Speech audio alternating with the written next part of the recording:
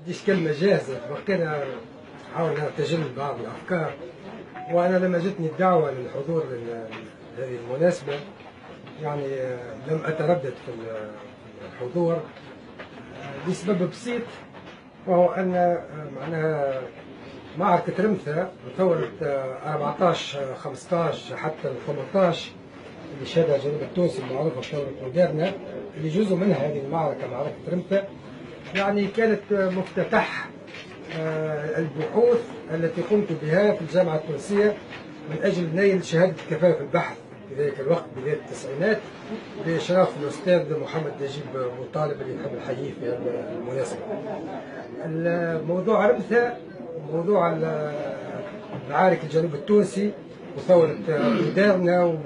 وبنزيد والمرازيق واللي كانت مربوطة في ذلك الوقت بخليفة بن عسكر ضد الاحتلال الطلياني،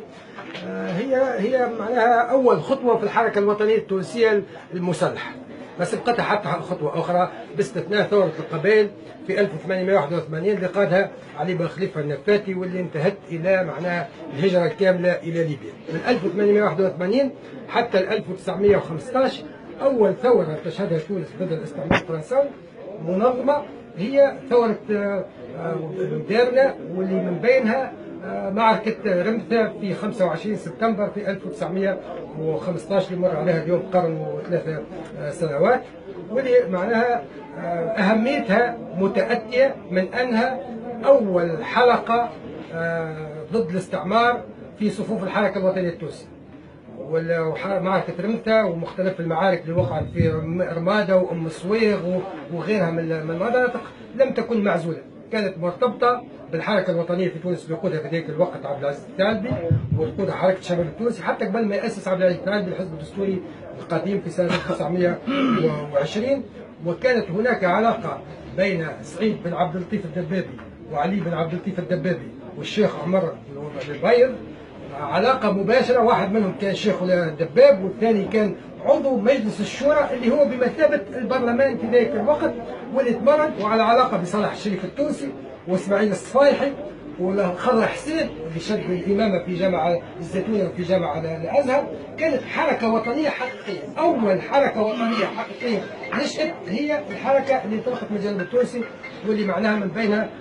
معركة رمثة. وبالتالي المعركة هذه ماهيش عفوية، ماهيش بسيطة، ماهيش صغيرة، تتطلب الإحياء هذايا وتتطلب مهرجان ضخم وتتطلب الاهتمام بها وتتطلب معالم. بركة نحب نرشدكم اللي في الأرشيفات التونسية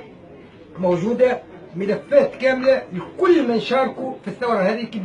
بما فيهم الثوار اللي ماتوا في معركة رمثة واللي بقوا على قيد الحياة، ولكن السلطات الفرنسوية كانت تحطهم تحت مسمى لي جون سيسبي، يعني الاشخاص المشبوه فيهم، ولكن كل واحد عنده فيشه. نجموا نرجعوا الارشيفات وتجيبوا الفيشات نتاعهم وتولي معلقات هنا وتولي متحف للحركه الوطنيه حقيقيه، ويقع زيارته ويقع استثماره في الحركه الوطنيه في المناسبات السياسيه وفي المناسبات السياحيه، لان المساله معلم له تاريخ له وجود وجب استثماره بشكل من الاشكال. ولما لا معناها معهد التراث يشرف ويجي يعمل ترميم لها المنطقة هذه وهي القصور القديمة وإحيائها وتصبح معناها ذات جدوى اقتصادية، ذات جدوى تراثية، ذات جدوى سياسية، ذات جدوى سياحية، معناها من جميع الجوانب يمكن استثمارها وتساهم في التنمية في ولاية تطاوين وفي تونس وفي الجنوب التونسي ككل.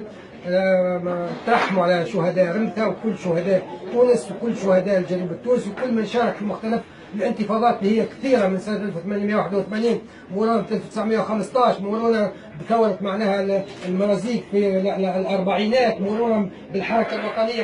في الخمسينات ومعارك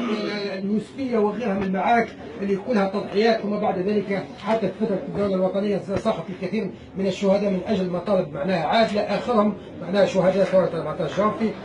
معناها نترحم عليهم جميعا ونحييهم. ونحن نعيش هذه اللحظة بسبب معناها دمائهم التي سالت معناها في وقت من الاوقات من اجل ان تبناها البلاد هذه وتكون معناها العيش مشترك فيها لكل اطيافها مختلف الوانهم السياسيه والفكريه والايديولوجيه، مختلف فئاتهم وشرائحهم الشعبيه وطبقاتهم الوسطى وغير الوسطى، وبالتالي هذا كله نتاج التضحيات اللي قدمها. من هذا المنطلق نحييهم معناها، وان شاء الله العام الجاي نجوا للبقعه هذه ويكون ثم مهرجان كبير في موعد السيد الوالي فيه العديد معناها من مظاهر النشاط الفكري والسياسي ومعناها الاقتصادي والتاريخي والتراثي وغيرها، إحياء لهذه الذكرى معناها الخالدة في تاريخ تونس. وشكرا.